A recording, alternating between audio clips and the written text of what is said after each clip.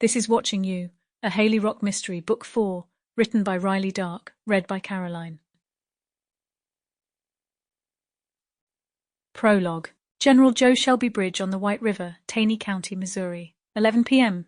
Hannah Holzer thought she would wake up bound and gagged, or wake up being assaulted, or never wake up at all. She didn't think she would wake up lying face down on the cold steel grating of a bridge, looking at the dark water flowing just a few yards below. For a moment she couldn't move, her limbs heavy, head still muzzy from the strange-smelling cloth that had been clamped over her face by a strong hand from behind. She had been coming out of the square dance, having left early because her leg had grown sore. Only 22, and couldn't dance the night through. She had wondered if she would ever fully heal. The parking lot outside the dance hall had been dark, quiet. The county road it fronted abandoned with no other buildings nearby. No one was around because everyone had already made it to the dance, and she was the only one leaving yet. She had barely registered the soft sound of footsteps behind her before that cloth got pressed over her nose and mouth. A brief fear, a sudden disorientation, then blackness. And now she was here, unhurt, face down on a bridge. Where? Groggily, she got to her hands and knees and looked around. The lights were off on the bridge, which was strange, but the half-moon overhead gave enough light to see the steel frame construction of a suspension bridge. One of the bridges over the White River? Probably. She wasn't sure which one, though, because they all looked pretty much the same.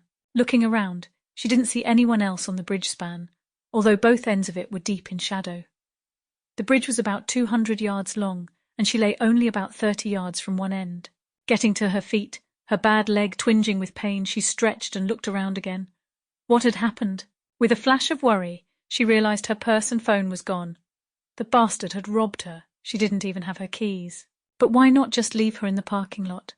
Why drive her all the way out to this bridge? She had to find out where she was.